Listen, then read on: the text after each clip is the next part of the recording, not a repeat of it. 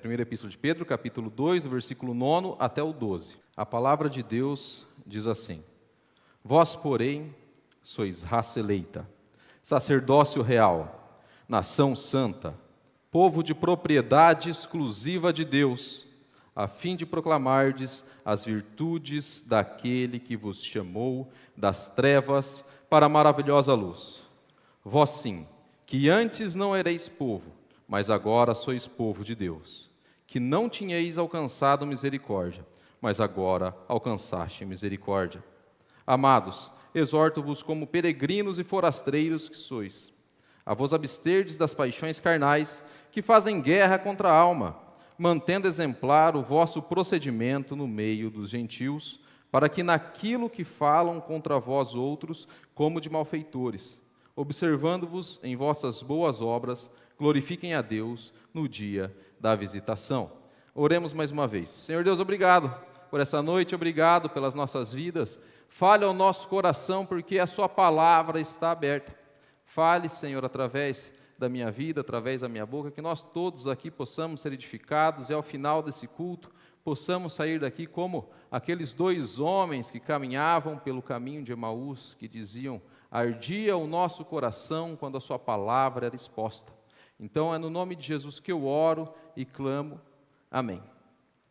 Meus irmãos, no Brasil existe mais de 10 milhões de desigrejados, cristãos evangélicos que creem em Jesus, falam que Jesus é o Senhor e Salvador da vida deles, entretanto, eles não frequentam nenhuma igreja. A pandemia pode ter sido um fator que ajudou isso.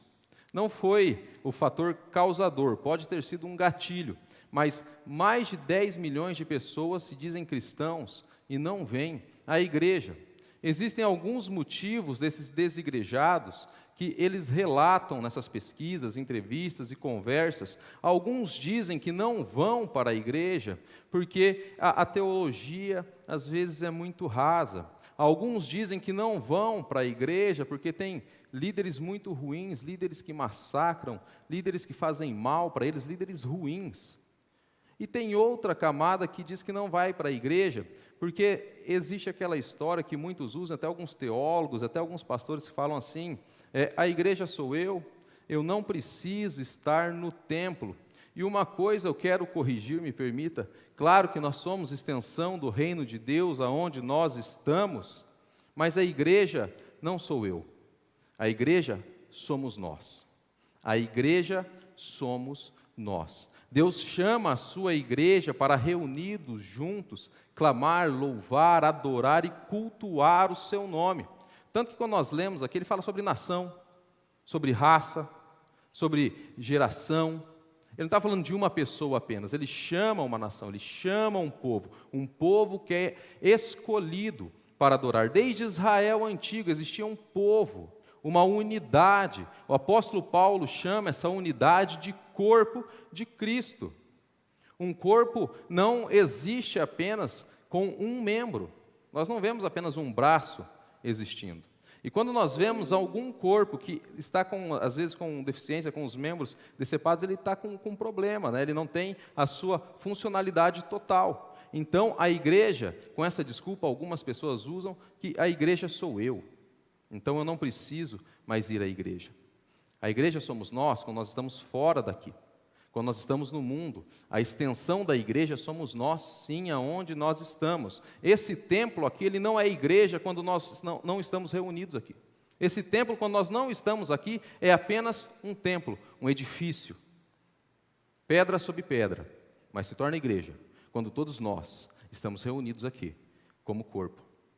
E fui ver, quando eu estava como seminarista, trabalhei um pouco como seminarista na Igreja Central de Campinas.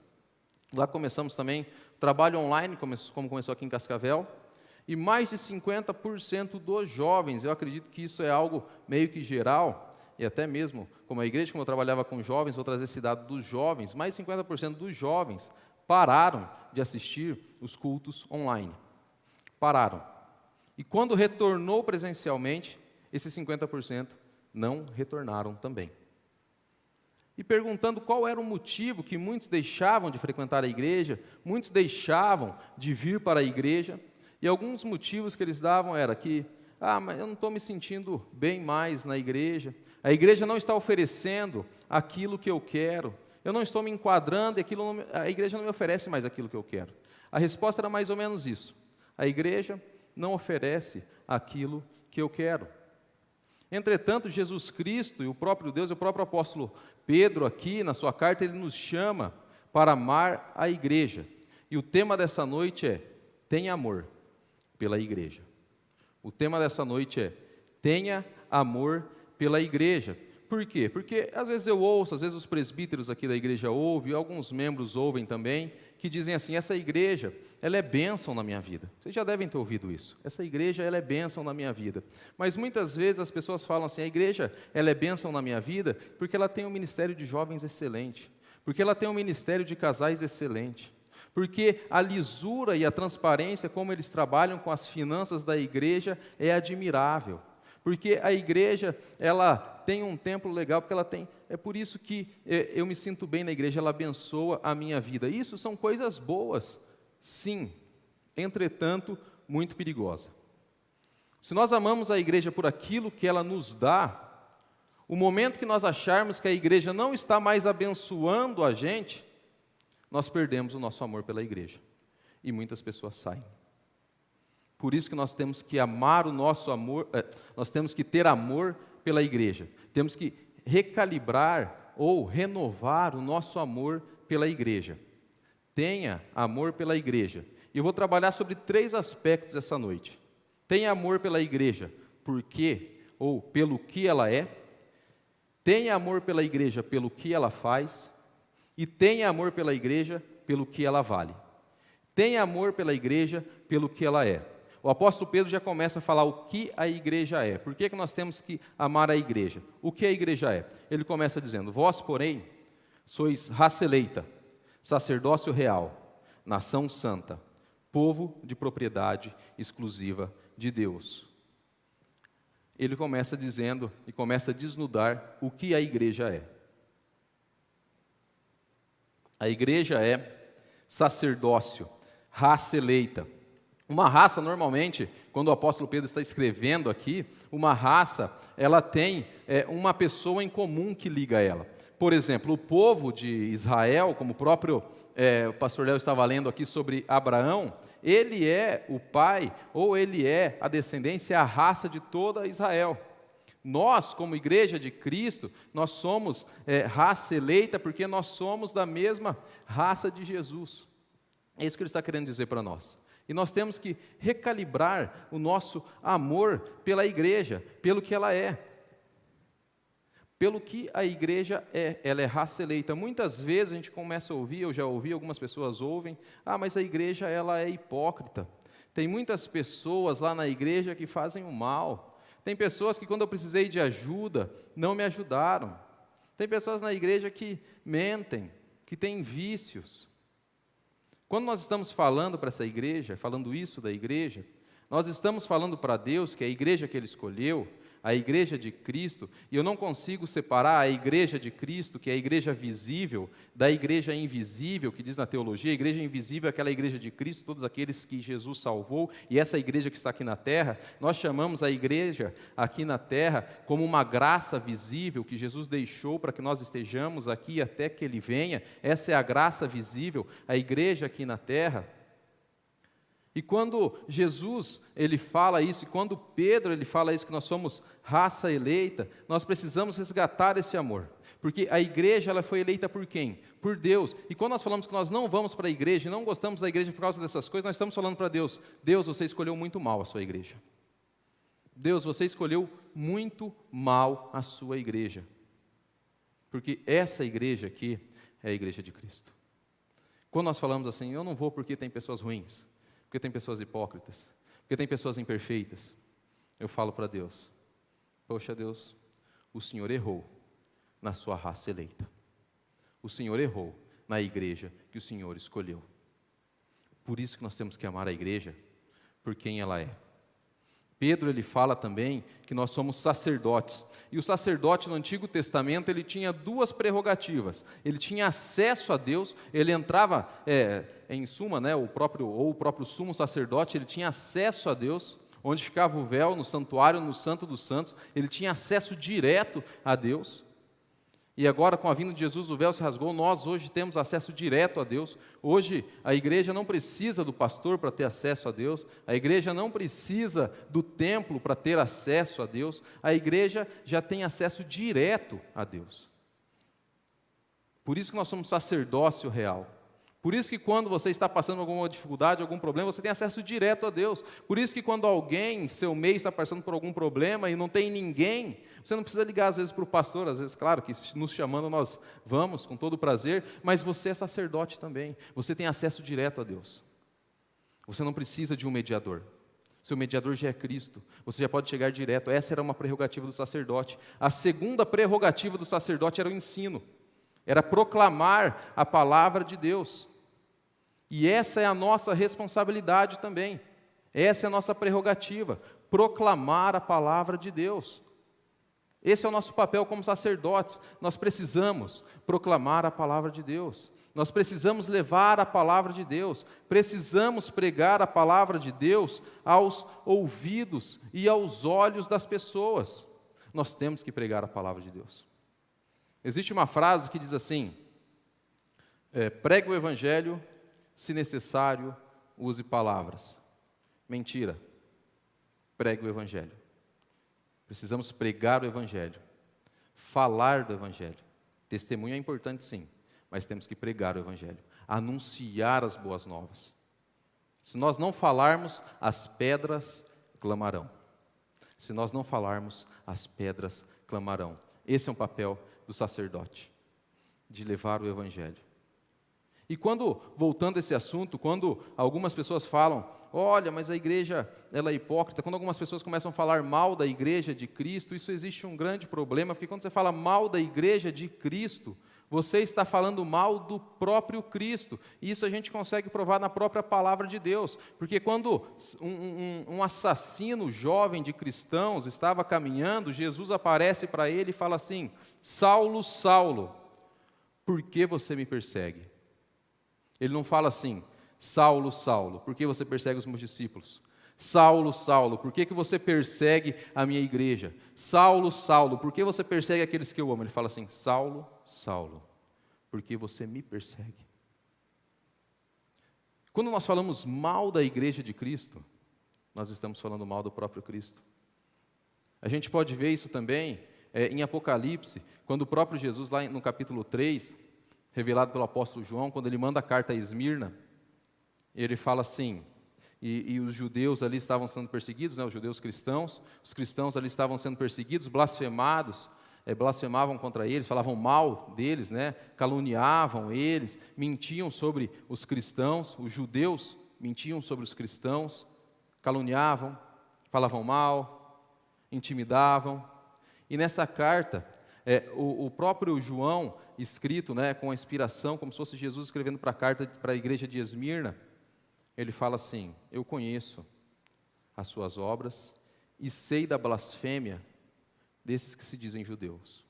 A blasfêmia era o pior pecado que existia para um judeu. Por quê? Porque a blasfêmia era um pecado contra o próprio Deus. A blasfêmia era um pecado diretamente com Deus, eles estariam errando contra Deus. Mas por que então Jesus ele fala assim: mas não era calúnia contra os judeus, contra os cristãos? Não era mentira? Por que é blasfêmia contra o próprio Deus? Porque Deus ama a sua igreja, apesar do que ela é. Deus, quando Ele olha para a sua igreja, Ele não vê qualidades nela, Ele não vê beleza nela, digamos assim, Ele não vê uma qualidade. Vou reformular minha frase. Aí, quando Deus Ele olha para a igreja, Ele não vê um mérito dela, Ele não vê um mérito meu, Ele não vê um mérito seu, Ele tem misericórdia sobre as nossas vidas. Por isso que Ele vem ao nosso encontro. Ele vê a igreja assim como bela. Nós estamos aqui como uma igreja imperfeita ainda, uma igreja que está em construção, Olhe para você e olhe para o seu familiar, olhe para dentro do seu coração e veja uma placa de construção. Eu ainda estou em construção. Vocês estão em construção. O nosso coração, ele é um celeiro que está em construção. O nosso coração ainda está em obras. Mas Deus, ele olha para a igreja e vê ela como uma igreja linda. Por que que ele vê isso? A gente consegue perceber que ele fala assim, olha, continuando, a igreja é povo de propriedade exclusiva de Deus. Povo de propriedade exclusiva de Deus. Algumas traduções dizem tesouro pessoal. Não sei se na Bíblia de vocês, a minha versão é Almeida Revista Atualizada, mas algumas versões dizem tesouro pessoal. Por que que ele fala tesouro pessoal? Porque o rei, ele tinha várias coisas, ele tinha súditos, ele tinha o seu templo, ele tinha o seu castelo, ele tinha o seu império, ele tinha todas as coisas, mas ele tinha um tesouro pessoal. Ele tinha um tesouro que era só dele, que ninguém podia tocar, algo que era precioso dele. Nem a sua família podia ter acesso, só ele, era um tesouro pessoal. É uma palavra que do hebraico é segula, é uma palavra que aparece muito pouco no Antigo Testamento, porque é uma palavra onde ele diz de uma preciosidade. Muitas vezes a gente pode olhar e as pessoas podem olhar para a igreja e falar, mas a igreja tem problemas, a igreja é feia, a igreja tem dificuldades, mas Deus olha e fala que é uma igreja de tesouro pessoal. Eu amo essa igreja. A igreja para Deus, ela é linda. A igreja para Deus tem valor. Essa é a igreja de Cristo. Ela tem valor. É a igreja de Cristo. Ele a ama. Por que que o próprio Jesus ele chega e fala para o apóstolo Paulo, quando era Saulo ainda, fala, por que você me persegue? Porque existe uma unidade, uma conexão entre a sua igreja e Jesus, que ela é inquebrável. Ela não tem como tirar essa conexão. Nós estamos ligados diretamente com Cristo. Por isso que a perseguição à igreja é uma perseguição diretamente com Cristo. Por isso que nós, como sacerdotes, nós temos que levar o Evangelho para o mundo, porque a igreja é a única esperança deste mundo. A igreja é a única esperança deste mundo. Pessoas podem colocar a esperança na política, pode colocar a esperança nas finanças, pode colocar a esperança na saúde, pode colocar a esperança em filosofias, mas a igreja é a única esperança deste mundo. E como o pastor Léo pregou hoje pela manhã, não existe plano B. Deus colocou a igreja como um agente neste mundo. Por isso que nós temos que amar a igreja pelo que ela é. Porque Deus deixou essa responsabilidade para nós como sacerdotes de proclamar o Evangelho, porque a igreja é a única esperança deste mundo. E nós temos que amar a igreja pelo que ela vale. Então tenha amor pela igreja pelo que ela vale. Aqui no versículo 9, a partir da parte B, ele fala assim, a fim de proclamardes as virtudes daquele que vos chamou das trevas para a sua maravilhosa luz. E o versículo 12, parte B aqui, ele fala assim, observando-vos em vossas boas obras, glorifiquem a Deus no dia da visitação. Existe um livro de um pastor chamado Michael Gorin, que é A Missão de Deus na Igreja. O nome do livro é A Missão de Deus na Igreja. Michael Gorin.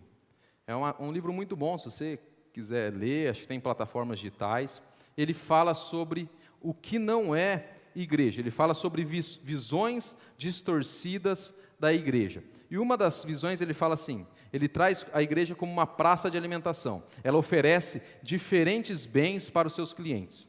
Outra coisa ele fala assim, a igreja como uma corporação, que o crescimento e a eficiência são os critérios de sucesso. A igreja como teatro, que as pessoas se sentam, assistem de uma forma passiva o show e vão embora, como uma forma de entretenimento. A igreja como spa, ela existe para oferecer conforto às pessoas estressadas. Ele também usa a igreja como um seminário motivacional, que existe para melhorar a vida das pessoas. E a igreja como ONG.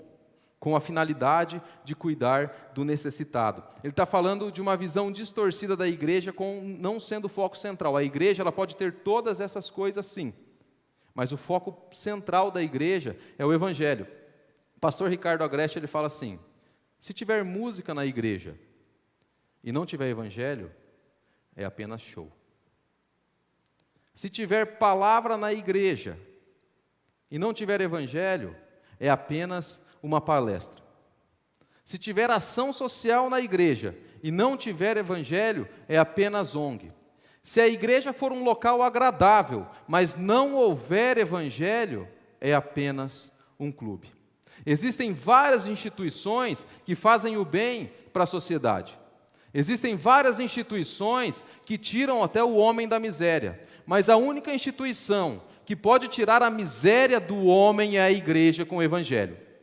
A única instituição que pode tirar a miséria do homem, que é o seu pecado, é a igreja, com a pregação do evangelho.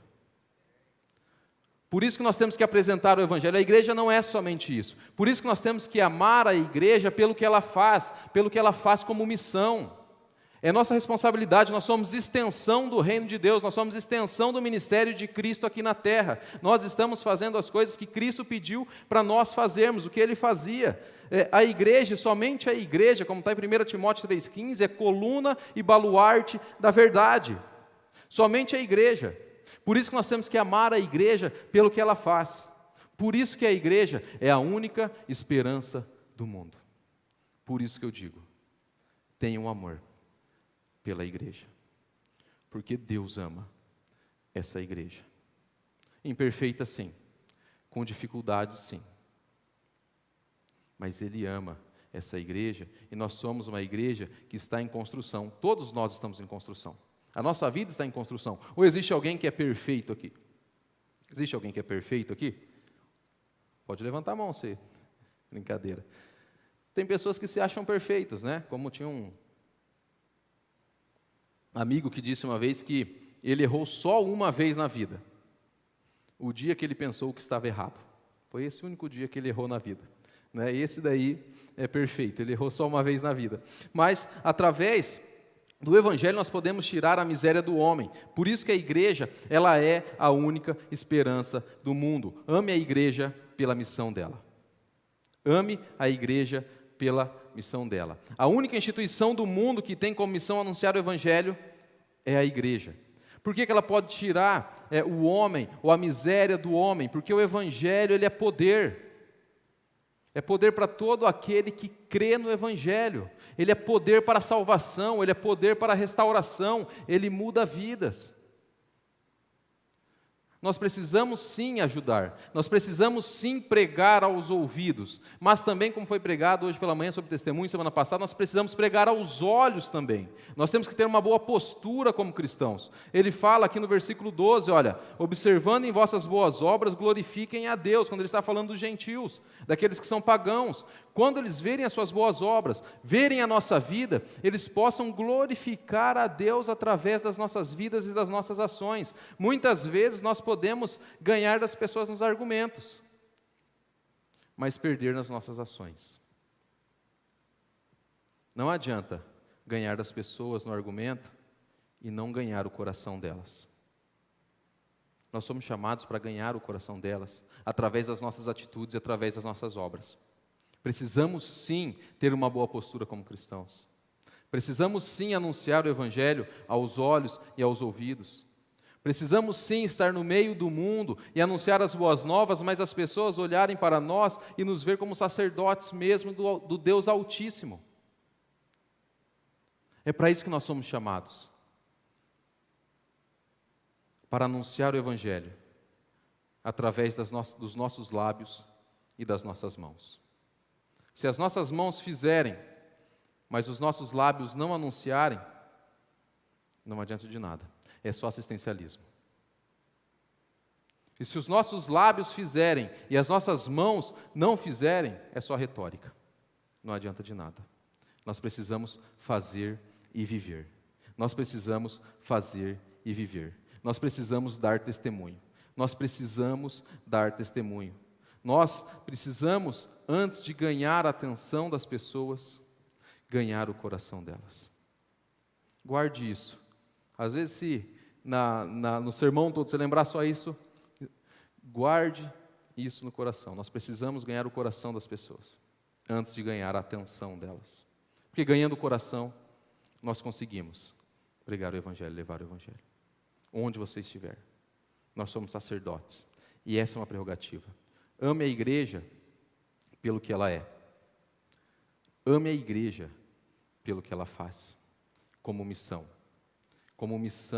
nessa terra. Como nós cantamos aqui, tudo é graça, isso é uma dádiva que Jesus nos deu, que Deus nos deu, de pregar o Evangelho. E uma coisa nós temos que ter em mente: ou nós embelezamos o Evangelho com as nossas vidas, ou nós envergonhamos o Evangelho com as nossas vidas, não tem meio termo. Ou nós embelezamos o Evangelho com as nossas vidas, ou nós envergonhamos o Evangelho com a nossa vida. A forma que nós vivemos, a forma que nós tratamos, a forma que nós tratamos as pessoas, a forma que nós tratamos com seriedade a Bíblia Sagrada, a Palavra de Deus. Ou nós iremos embelezar o Evangelho, ou nós iremos envergonhar o Evangelho. É uma palavra pesada, mas é uma palavra graciosa, porque Jesus, Ele nos dá força, Jesus, Ele nos ajuda, Jesus, Ele nos sustenta. Ele deixou um manual para como nós devemos fazer. Nós temos que amar a igreja pelo que ela é, pelo que ela faz e pelo que ela vale. Vamos ver aqui no versículo 10. Vós sim, que antes não ereis povo, mas agora sois povo de Deus, que não tinhais alcançado misericórdia, mas agora alcançaste misericórdia. A igreja, ela foi alvo da misericórdia de Deus.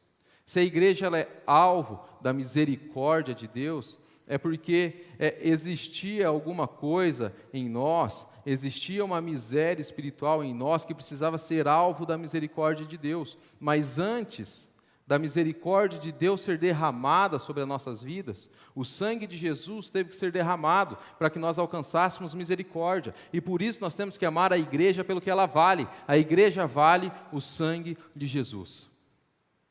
Nós somos tesouro exclusivo, nós somos tesouro particular de Deus, nós somos valiosos para Deus. Nós valemos o sangue de Jesus. Eu e você valemos o sangue de Jesus. Esse é o nosso valor, esse é o valor da igreja. Por isso nós temos que amar a igreja pelo valor dela. É isso que ela vale, esse é o valor da igreja.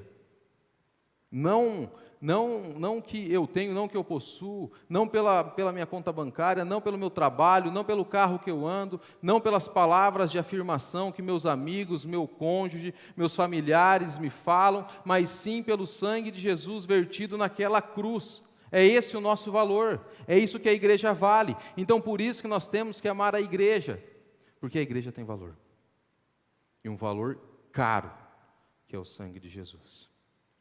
Ame a igreja pelo que ela vale.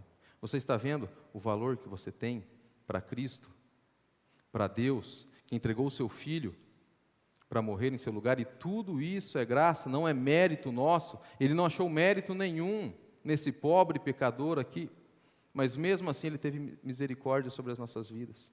Ele teve misericórdia sobre a minha vida, sobre a sua vida. Ontem a gente iniciou aqui o culto dos jovens, e a mensagem que eu trouxe foi do bom samaritano. Acredito que seja uma mensagem que todos conheçam, a grande maioria conhece, está lá em Lucas 10, versículo do 25 até o 37, Lucas 10, 25 ao 37, se você quiser ler quando chegar em casa, eu vou narrar um pouco essa história, contar o que aconteceu ali, porque isso linka muito com o que Jesus e o que o próprio sacerdote ou o fariseu estava perguntando para ele. Certa feita, Jesus estava, depois de ter pregado, ele estava lá, chegou um fariseu e perguntou para ele: o que eu tenho que fazer para herdar a vida eterna, ou o reino dos céus? O que eu tenho que fazer? Jesus pergunta: faça o que a lei diz. E o que a lei diz? E esse fariseu responde: amar a Deus de todo o seu coração, de todo o seu entendimento e de toda a sua alma, e amar o seu próximo como a ti mesmo. E Jesus fala assim: vai e faça. Mas ele pergunta: mas quem que é o meu próximo? E Jesus começa a contar uma história. Ele diz: certo homem estava caminhando por uma estrada, e quando ele estava caminhando por essa estrada, ele foi pego por ladrões. Esses ladrões o roubaram, bateram nele e tiraram todas as suas coisas, deixando-o semi-morto. Passou por ele um sacerdote, olhando para ele, passou de largo, passou distante. Vindo atrás, porque ele estava descendo de Jerusalém para Jericó, e para quem não sabe, Jericó é a cidade mais baixa do mundo, fica 400 metros abaixo do nível do mar, e Jerusalém fica 800 metros acima do nível do mar, então era uma descida grande. Jericó, então como eles estavam descendo do templo de Jerusalém para Jericó, estava descendo o sacerdote, um levita vinha atrás, e o levita, ele viu também aquele homem, provavelmente ele estava vendo toda aquela situação, e quando ele vê o sacerdote, que não faz, não ajuda, ele passa de largo e não ajuda também. Conseguem perceber que uma má ação de alguém, e eu estou falando sobre as boas obras aqui, sobre as atitudes, pode fazer outra pessoa errar também? Conseguiram perceber? O levita era como se fosse o auxiliar ali do sacerdote. O sacerdote está descendo, não ajuda, tinha que ajudar. O levita vê de longe. Se o sacerdote não ajudou, por que eu irei ajudar? Está vendo a questão do bom testemunho? Das boas obras para glorificarem a Deus? Vocês conseguem perceber também outro problema? Que pessoas falam assim: se ele não fez, se ele está errando, por que eu vou fazer também? Se ele mesmo errou, olha, se o irmão tal fez isso, eu também posso fazer. Não se espelhando na palavra de Deus. E depois ele fala de um bom samaritano, e eu queria trazer esse exercício para a gente, olhar o bom samaritano como se fosse Jesus. Vamos trazer esse exercício na nossa mente, no nosso coração. Trazer o bom samaritano como se fosse o próprio Cristo. E um homem, que era samaritano, estava caminhando, fazendo o seu caminho, que era outro caminho, e o samaritano naquela época ele não podia andar nas ruas onde os judeus andavam, porque eles eram considerados impuros. Se eles andassem na mesma estrada, eles poderiam ser apedrejados. Então o bom samaritano, fazendo seu caminho, vê um homem ferido. O que ele faz? Ele vai de encontro e ajuda aquele homem, mesmo podendo ser apedrejado, mesmo podendo ser assaltado também, porque aquele era um local perigoso, aquele homem já tinha sido assaltado, mesmo sem saber quem estava ali, ele era um homem desprezível pelos outros ali. Mas o bom samaritano é o único que vai e ajuda a salvar. É o único que vai e salva e ajuda. E pensando como alguém desprezível, muitas vezes, ser testemunha, levar boas obras, levar o nome de Cristo, pode ser algo desprezível também. Como assim pode ser algo desprezível? Porque Jesus Cristo, Ele cria na palavra de Deus. Ele cria na inerrância da palavra de Deus. Porque Ele pergunta para o fariseu, onde que está escrito que você tem que, onde você tem que ver para ler, para ver como você herda a vida eterna. Ele fala nas Escrituras. Ele crê na inerrância da Bíblia. O próprio Jesus Cristo, Ele crê no que a Bíblia diz. Ele crê num casamento como tem que ser. Isso pode ser repudiado em alguns lugares. Muitos princípios que Cristo crê, que nós cremos e que nós vivemos, muitas vezes pode ser repudiado em alguns lugares. E mesmo assim, o bom samaritano ele vai e ajuda aquele homem. E depois que ele ajuda aquele homem, para onde ele leva? Vocês lembram para onde que ele leva? Ele leva ele para a casa dele? Não leva para a casa dele, né? Leva para uma hospedaria. O bom samaritano leva aquele homem para uma hospedaria. Depois de arrumar os seus ferimentos, ele chega nessa hospedaria e ele deixa 2 denários para o dono da hospedaria. E ele fala assim: olha, deixa isso daqui, cuida desse homem, e se faltar alguma coisa, se você tiver prejuízo, quando eu voltar, eu te retribuo, eu vou te recompensar, eu te retribuirei. Vocês pararam para pensar por que o samaritano levou o homem para a hospedaria e não levou para a sua casa? Um homem ferido, um homem machucado, um homem que estava no mundo. Ele cura, coloca umas ataduras e leva para a hospedaria. Leva para a igreja. Não leva para casa, para Jerusalém celestial ainda. mas por que ele leva na hospedaria e deixa 2 denários, né, que é a moeda, como se fosse de um dia de trabalho, para ele um dia de trabalho de um trabalhador médio. Ele chega e deixa serviço para quem está na hospedaria. Cuida dele. Cuida dele. E se você tiver prejuízo em alguma coisa, quando eu voltar, eu te recompensarei. Por isso nós temos que amar a igreja pelo que ela vale. Muitas pessoas Jesus ainda irá trazer para a hospedaria. E nós temos que cuidar dessas pessoas, porque nós temos que amar pelo que ela vale o sangue de Cristo. Nós temos que agir com as nossas boas obras lá fora e aqui dentro também. Muitas pessoas vão chegar feridas e machucadas, pessoas à hospedaria naquela época, todo mundo tinha que parar lá, pessoas mais ricas, mais pobres, por quê? Porque era perigoso, pessoas espiritualmente mais elevadas, menores elevadas, e Jesus ele fala assim, eu vou recompensar você. Ah, mas está pesado, está difícil, eu estou vindo à igreja, mas está difícil, eu estou servindo muito, eu estou cansado, eu estou às vezes no ministério infantil e não consigo assistir o culto, às vezes só eu estou na técnica, só eu estou na mídia, eu sempre estou aqui no louvor, eu sempre estou ajudando aqui, está pesado, está difícil, Jesus fala, faça, porque eu vou te recompensar quando eu voltar, se você tiver algum prejuízo. Ah, mas está difícil na minha família, eu estou orando, tenho familiares viciados, eu oro, eu ajudo, ele vem, ele cai de novo, Jesus fala, ajude, porque quando eu vier, eu te recompensarei. Se você tiver prejuízo, eu te recompensarei. Ele dá essa missão para a gente, de cuidado, de ajuda, porque nós temos que amar a igreja pelo que ela vale. Amar a igreja pelo que ela é. E amar a igreja pelo que ela faz. Pela missão da igreja. Nós estamos aqui nessa hospedaria, nós estamos aqui nesse prelúdio do céu, porque o céu será a igreja de Cristo, a noiva de Cristo reunida. Nós estamos aqui para cultuar e adorar a Deus. Nós estamos aqui porque Jesus Cristo derramou o seu sangue sobre nós. Nós podemos ver aqui o quanto nós valemos, aqui em 1 Pedro,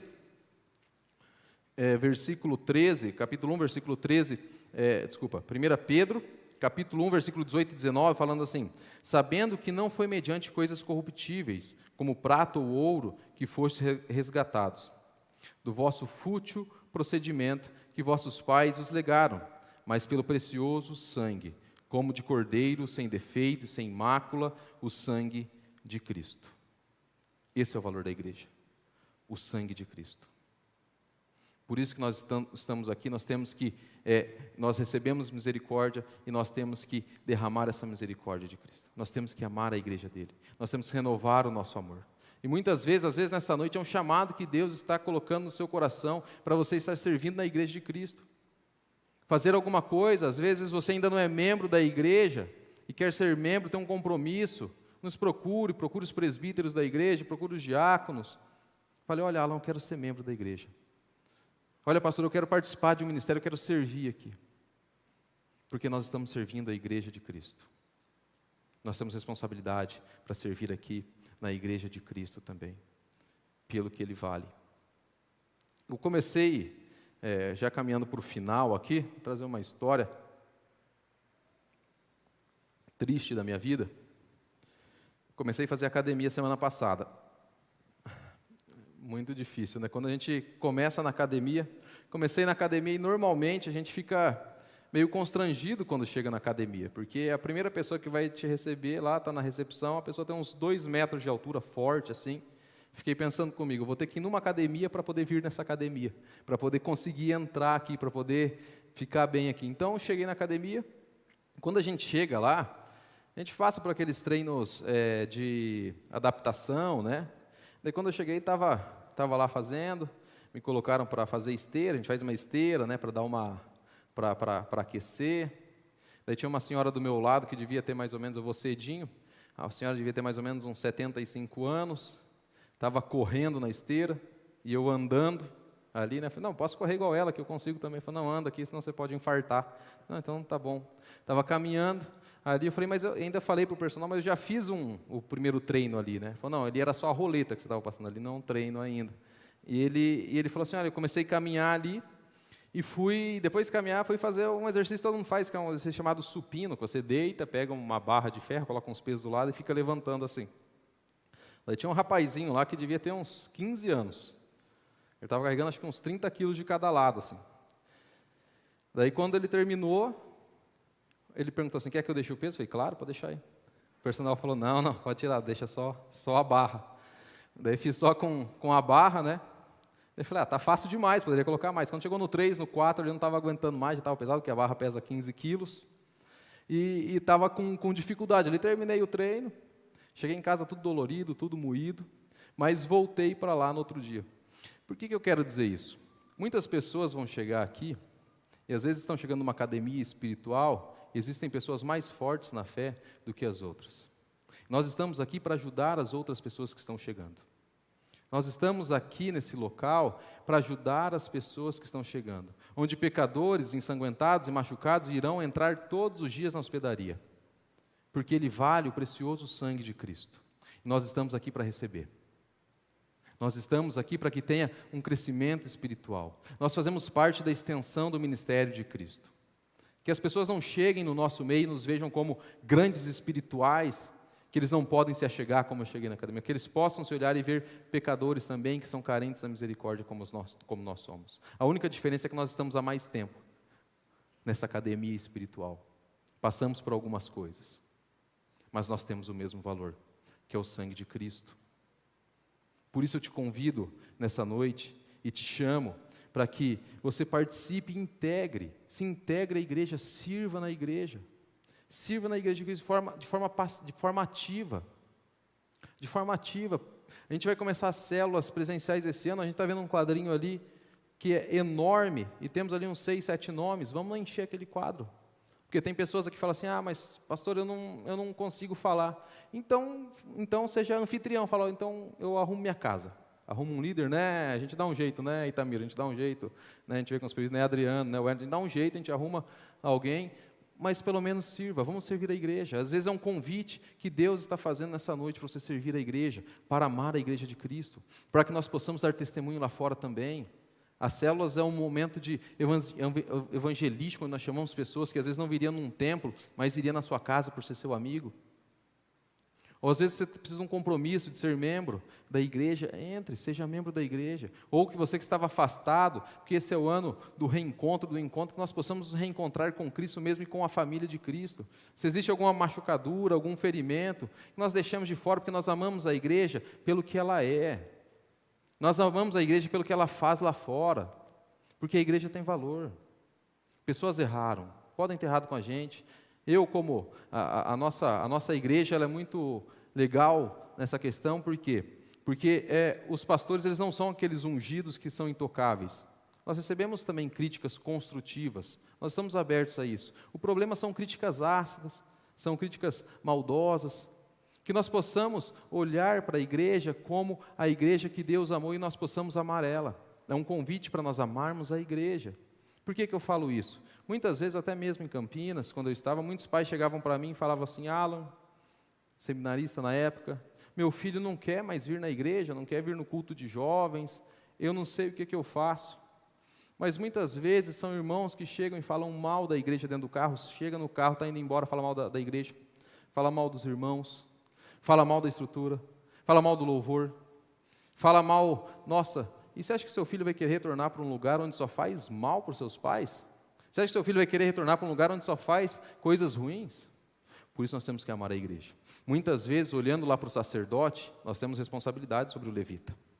Às vezes o levita vai fazer a mesma coisa que o sacerdote fez, por isso que eu chamo para o amor à igreja. Ame a igreja de Cristo. Nós amamos a igreja de Cristo, não pelo que ela faz por nós, mas porque ela é. Não pelo que o pastor faz por nós, mas pelo que Deus fez por nós. E nós amamos porque Deus a ama. Por isso nós amamos a igreja. Deus ama. Deus fala que ela é linda. Deus fala que ela é menina dos seus olhos. É Deus quem fala isso. Esse é o nosso valor. Esse é o valor da igreja. O sangue de Cristo derramado naquela cruz. Vamos fechar nossos olhos, vamos orar? Senhor Deus, obrigado por essa noite. Obrigado por essa palavra, Senhor, que veio de encontro ao meu coração, primeiramente. Senhor, fala primeiramente a mim, depois à sua igreja, quando eu estou preparando, Deus. Que possamos amar a sua igreja pelo que ela é, pelo que ela faz e pelo que ela vale, Senhor. Que possamos ter amor pela sua igreja, Deus. Que possamos ter amor pela sua obra, Pai. Que possamos ser extensão do seu reino e do seu ministério aonde nós estivermos, Pai. Que possamos olhar para nós e nesse ano de 2022, não ficar terceirizando as coisas e ficar pensando e falando o que esse ano pode trazer para nós, mas nós mudarmos o nosso pensamento e falar o que eu vou trazer para este ano.